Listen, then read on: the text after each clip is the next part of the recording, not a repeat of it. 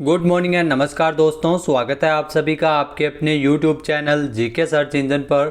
आज है 12 नवंबर और 12 नवंबर से रिलेटेड राजस्थान करंट अफेयर्स के जितने भी इम्पोर्टेंट क्वेश्चन हैं सभी हम इस वीडियो में डिस्कस करने वाले हैं। तो पूरा वीडियो बहुत ध्यान से देखना और वीडियो के एंड में मैं आपसे क्वेश्चन पूछूंगा जिसका आंसर आपको कमेंट बॉक्स में देना है। कल के वीडियो में मैंने आपसे क्वेश्चन पूछा था जो था हाल ही में किस राज्य सरकार द्वारा सरकारी स्कूलों में चेस इन स्कूल कार्यक्रम शुरू किया जाएगा। तो राजस्थान सरकार द्वारा सरकारी स्कूलों में चेस इन स्कूल कार्यक्रम की शुरुआत की जा रही है, यानी कि ए ऑप्शन इसका बिल्कुल सही था। जिन दोस्तों ने ए ऑप्शन कमेंट बॉक्स में सही जवाब दिया था उनको हार्दिक शुभकामनाएं। राजस्थान की सरकारी स्कूलों में पढ़ने वाले बच्चे अब पढ़ाई के साथ साथ शतरंज की चाल भी चलेंगे। सीएम अशोक गहलोत ने राजस्थान के 60,000 से अधिक सरकारी स्कूलों में चेस इन स्कूल कार्यक्रम की शुरुआत की जा रही है। इस कार्यक्रम के जरिए 19 नवंबर को इसमें पूर्व प्रधानमंत्री इंदिरा गांधी जी की जयंती से इस कार्यक्रम की शुरुआत होगी, जिसमें हर महीने तीसरे शनिवार को नो बैग डे के दौरान स्कूलों में शतरंज खेला जाएगा। शिक्षा मंत्री बीडी कल्ला के द्वारा बीकानेर में इंग्लिश स्कूल में जो हाल ही में आयोजित की गई जिला स्तरीय शतरंज जो खेलकूद प्रतियोगिता के दौरान इसका घोषणा की कि शतरंज प्रतियोगिता का भी आयोजन किया जाएगा। शतरंज खेल को प्रोत्साहित करने के उद्देश्य से चेस इन स्कूल जो कार्यक्रम है वो सबसे बड़ा माध्यम बनेगा। साथ ही साथ इसमें 10 और 14 वर्ष के आयु वर्ग के बालक इसमें शामिल हो सकेंगे। चलिए स्टार्ट करते हैं आज के करंट अफेयर्स। पहला क्वेश्चन है, हाल ही में राजस्थान विधानसभा में निर्मित राजनीतिक आख्यान संग्रहालय जो डिजिटल संग्रहालय है राजस्थान का वो कब से बच्चों के लिए खोला जाएगा। तो 14 नवंबर से इसकी शुरुआत की जा रही है, बच्चों के लिए खोला जाएगा, यानी कि बी ऑप्शन इसका बिल्कुल सही है। आइए जानते हैं इंपॉर्टेंट फैक्ट्स। तो राजस्थान विधानसभा में निर्मित राजनीतिक आख्यान संग्रहालय जो 14 नवंबर से विद्यालय के बच्चों के लिए खोला जाएगा। यह डिजिटल संग्रहालय प्रातः 10 बजे से लेकर सायं 5 बजे तक बच्चों के लिए खुला रहेगा। 29 जुलाई 2019 को मुख्यमंत्री अशोक गहलोत ने राजस्थान की राजनीतिक गतिविधियों के केंद्र में एक अत्याधुनिक राजनीतिक आख्यान संग्रहालय विधानसभा भवन में बनाए जाने की घोषणा की थी और ये बनकर तैयार है और बच्चों के लिए 14 नवंबर से इसकी शुरुआत है वो की जा रही है। लोकतांत्रिक व्यवस्था के बारे में युवा पीढ़ी को अधिक से अधिक जानकारी होनी चाहिए। साथ ही साथ इसी उद्देश्य से 14 नवंबर से एक महीने के लिए इस संग्रहालय को बच्चों के लिए निःशुल्क किया गया है। नेक्स्ट है, हाल ही में जयपुर इंटरनेशनल फिल्म फेस्टिवल के कौन से संस्करण को 6 से लेकर 10 जनवरी 2023 तक आयोजित किया जाएगा। तो जयपुर इंटरनेशनल फेस्टिवल जिसका 15वां संस्करण है जो 6 से लेकर 10 जनवरी 2023 को जयपुर में होगा, यानी कि सी ऑप्शन इसका बिल्कुल सही है। आइए जानते हैं इंपॉर्टेंट फैक्ट्स। तो जनवरी माह में अगले साल 6 से लेकर 10 जनवरी 2023 तक आइनॉक्स जीटी सेंट्रल जयपुर में Jaipur international film festival zip का 15वां संस्करण के आयोजन किया जाएगा, जिसमें पद्मश्री शाजी एन करुण जिप जो इंडियन पैनोरमा के जूरी अध्यक्ष होंगे, जो ऑस्कर विजेता फिल्म निर्माता जिप इंडियन पैनोरमा के लिए पुरस्कारों के लिए फिल्मों का चयन भी करेंगे। जिप इस बार जिप इंडियन पैनोरमा की कुल 12 फुल लेंथ विभिन्न भारतीय भाषाई फिल्मों की लॉन्चिंग करने जा रहा है और ये 15वां संस्करण है जयपुर अंतर्राष्ट्रीय फिल्म महोत्सव का जो अगले साल आयोजित किया जाएगा जनवरी माह में। अगला क्वेश्चन है, हाल ही में राजस्थान की पहली फाइनेंस और टेक्नोलॉजी डिजिटल यूनिवर्सिटी राजस्थान के किस जिले में बन रही है।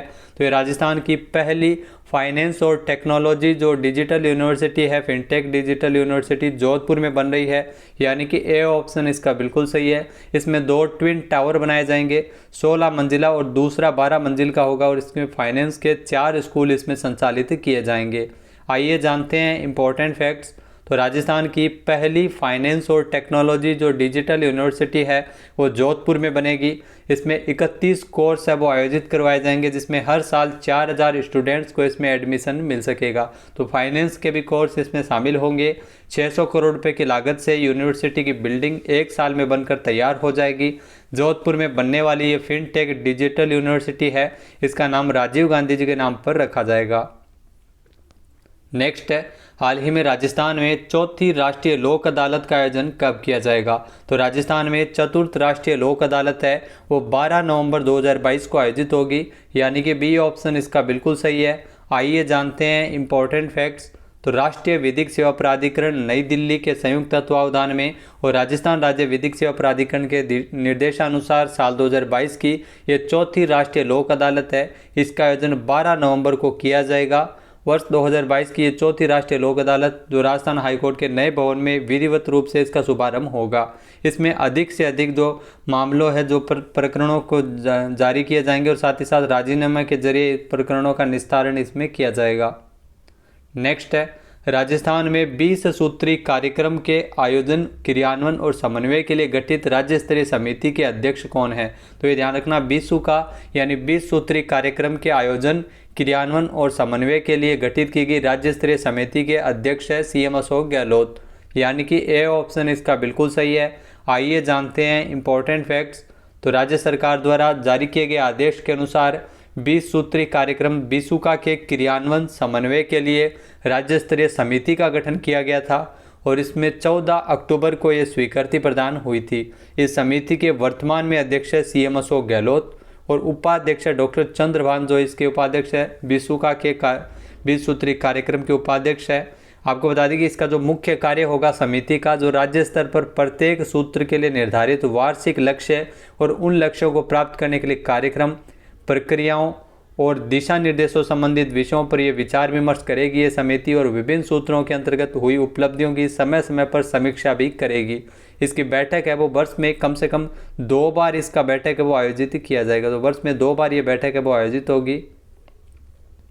नेक्स्ट है, अडानी ग्रीन एनर्जी लिमिटेड द्वारा राजस्थान के किस जिले में विश्व का सबसे बड़ा विंड सोलर प्लांट शुरू किया गया है? तो अडानी ग्रीन एनर्जी लिमिटेड के द्वारा राजस्थान के जैसलमेर में ये विश्व का सबसे बड़ा विंड सोलर प्लांट है जो शुरू हुआ है, यानी कि बी ऑप्शन इसका बिल्कुल सही है। आइए जानते हैं इंपॉर्टेंट फैक्ट्स। तो अडानी ग्रीन एनर्जी लिमिटेड के द्वारा राजस्थान के जैसलमेर जिले में 600 मेगावाट की क्षमता वाले विंड सोलर प्लांट को चालू किया गया है। 29 सितंबर 2022 को जारी जानकारी के अनुसार ये विश्व का सबसे बड़ा विंड सोलर पावर प्लांट है जो जैसलमेर में शुरू हुआ है। इसके लिए इस प्लांट की बिजली को बेचने के लिए solar energy corporation of India के साथ 25 वर्षों के लिए इसमें समझौता भी हुआ है, जिसमें 2.69 प्रति किलोवाट पर बिजली की खरीद है वो की जाएगी। नेक्स्ट है, हाल ही में राजस्थान में आयोजित हुए जो राजीव गांधी ग्रामीण ओलंपिक खेलों में ओवरऑल चैंपियन कौन सा जिला रहा था? तो ये क्वेश्चन आपको जरूर ध्यान में रखना है। राजीव गांधी ग्रामीण ओलंपिक खेलों का आयोजन है वो राजस्थान में किया गया था, जिसमें ओवरऑल चैंपियन है वो हनुमानगढ़ जिला रहा था, यानी कि ए ऑप्शन इसका बिल्कुल सही है। आइए जानते हैं इंपॉर्टेंट फैक्ट्स। तो राजस्थान के अब तक के सबसे बड़े खेल समागम राजीव गांधी ग्रामीण ओलंपिक खेलों का आयोजन है वो हाल ही में हुआ था राजस्थान में, जिसमें हनुमानगढ़ जिला है वो ओवरऑल चैंपियन है वो रहा था। हनुमानगढ़ ने कुल 5 स्वर्ण पदक, 1 रजत पदक और 1 कांस्य पदक जीता है। 29 अगस्त 2022 से राजस्थान में जोधपुर के लूणी पंचायत समिति से शुरू हुए राजीव गांधी ग्रामीण ओलंपिक खेलों का समापन समारोह जो जयपुर के सवाई मानसिंह स्टेडियम में 20 अक्टूबर को हुआ था। खेलों का आयोजन 4 चरणों में किया गया था, जिसमें 6 खेल आयोजित हुए। Kabaddi, shooting ball, volleyball, hockey, kho kho और टेनिस बॉल, क्रिकेट इसमें शामिल थे। राजीव गांधी ग्रामीण ओलंपिक खेल 2022 का जो शुभंकर था वो शेरू था और थीम सॉन्ग जो ग्रामीण ओलंपिक खेलों के लिए रखे गए थे चालो चालो रे साथीड़ा सारा मिल के खेलो थे, ये थीम सॉन्ग था। World book of record London की ओर से ओलंपिक में 30,000 से अधिक खिलाड़ियों के शामिल होने के साथ ही राजस्थान को जो नाम है वो वर्ल्ड बुक ऑफ रिकॉर्ड्स में शामिल किया गया था। तो इसके लिए प्रमाण पत्र भी हाल ही में दिया गया था वर्ल्ड रिकॉर्ड के लिए। नेक्स्ट है, हाल ही में राजस्थान ग्रामीण परिवार आजीविका योजना के तहत 1 लाख परिवारों को अकृषि कार्यों के लिए कुल कितने करोड़ रुपए का ब्याज मुक्त ऋण है वो दिया जाएगा? तो राजस्थान में राजस्थान ग्रामीण परिवार आजीविका योजना हेतु 1 लाख परिवारों को अकृषि कार्यों के लिए इसमें 2000 करोड़ रुपए का ब्याज मुक्त ऋण है वो दिया जाएगा, यानी कि ए ऑप्शन इसका बिल्कुल सही है। आइए जानते हैं इंपॉर्टेंट फैक्ट्स। तो राज्य सरकार के द्वारा राजस्थान ग्रामीण परिवार आजीविका योजना को मंजूरी दी गई है। इस योजना के तहत 1 लाख परिवारों को अकृषि कार्यों के लिए 2000 करोड़ रुपए का ब्याज मुक्त ऋण है वो 1 लाख परिवारों को दिया जाएगा। तो ये ब्याज मुक्त ऋण जो वाणिज्यिक बैंक, क्षेत्रीय ग्रामीण बैंक एवं सहकारी बैंक द्वारा दिए जाएंगे। इसमें लाभार्थी को अधिकतम 2 लाख रुपए तक का ब्याज मुक्त ऋण है वो उपलब्ध करवाया जाएगा। राज्य सरकार के द्वारा जो आजीविका के स्वयं सहायता समूह, उत्पादक समूह और व्यावसायिक समूह को व्यक्तिगत सदस्यों को सामूहिक गतिविधियों के लिए ये ब्याज मुक्त ऋण है वो दिए जाएंगे इस योजना के तहत, जिसमें राज्य सरकार द्वारा ऋणों के लिए 100 करोड़ रुपए का ब्याज अनुदान भी देगी।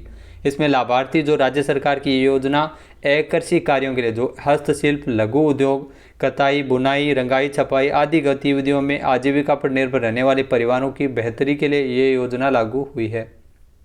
नेक्स्ट है, हाल ही में कौन सा देश महिला विश्व मुक्केबाजी चैंपियनशिप 2023 की मेज़बानी करने वाला है? तो अपना देश भारत है, जो महिला विश्व मुक्केबाजी चैंपियनशिप जो 2023 में आयोजित होगा इसकी मेज़बानी है वो भारत द्वारा की जाएगी, यानी कि ए ऑप्शन इसका बिल्कुल सही है। आइए जानते हैं इंपॉर्टेंट फैक्ट्स।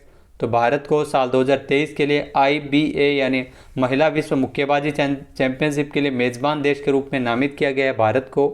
इसके लिए इंटरनेशनल बॉक्सिंग एसोसिएशन और बॉक्सिंग फेडरेशन ऑफ इंडिया के बीच एक MOU पर भी हस्ताक्षर किए गए थे, समझौता ज्ञापन पर हस्ताक्षर हुए थे।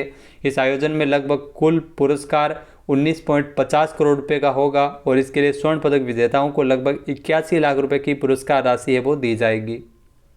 नेक्स्ट है, हाल ही में राष्ट्रीय शिक्षा दिवस कब मनाया गया है? तो हाल ही में राष्ट्रीय शिक्षा दिवस है वो 11 नवंबर को मनाया गया है, यानी कि सी ऑप्शन इसका बिल्कुल सही है। आइए जानते हैं इंपॉर्टेंट फैक्ट्स। तो स्वतंत्रता के बाद भारत के पहले शिक्षा मंत्री, जहाँ 1947 से लेकर 58 तक मौलाना अब्दुल कलाम आज़ाद की जयंती को चिन्हित करने के लिए हर साल भारत में 11 नवंबर को राष्ट्रीय शिक्षा दिवस के रूप में मनाते हैं। मौलाना अब्दुल कलाम आज़ाद जो स्वतंत्र भारत की शिक्षा व्यवस्था के प्रमुख शिल्पकार थे, 11 नवंबर 2008 को राष्ट्रीय शिक्षा दिवस के रूप में इसे घोषित किया गया था। 2008 में इसे घोषित किया गया था। मौलाना अब्दुल कलाम आज़ाद जो 1992 में इनको मरणोपरांत भारत रत्न से भी सम्मानित किया गया था। तो 11 नवंबर को हर साल राष्ट्रीय शिक्षा दिवस मनाया जाता है। अब बात कर लेते हैं आज के हमारे क्विज की। तो आज का हमारा क्विज है, हाल ही में 42वीं NTPC राष्ट्रीय जूनियर तीरंदाजी प्रतियोगिता में राजस्थान की महिला कंपाउंड टीम ने कौन सा पदक जीता है? एक बार फिर से सुनिएगा। हाल ही में 42वीं NTPC राष्ट्रीय जूनियर तीरंदाजी प्रतियोगिता में राजस्थान की महिला कंपाउंड टीम ने कौन सा मेडल जीता है? इसका सही आंसर आपको कमेंट बॉक्स में देना है। और अगर ये वीडियो आपको पसंद आए तो इसे लाइक और शेयर करना बिल्कुल न भूलिएगा। चैनल पर नए हैं, सब्सक्राइब नहीं किया है तो अभी सब्सक्राइब बटन पर क्लिक करें। इस वीडियो की जो PDF फाइल है वो आप वीडियो के डिस्क्रिप्शन बॉक्स से डाउनलोड कर सकते हैं। क्वेश्चन आप वोट करके भी कर सकते हैं आंसर। वीडियो देखने के लिए धन्यवाद। जय हिंद, जय भारत, जय राजस्थान।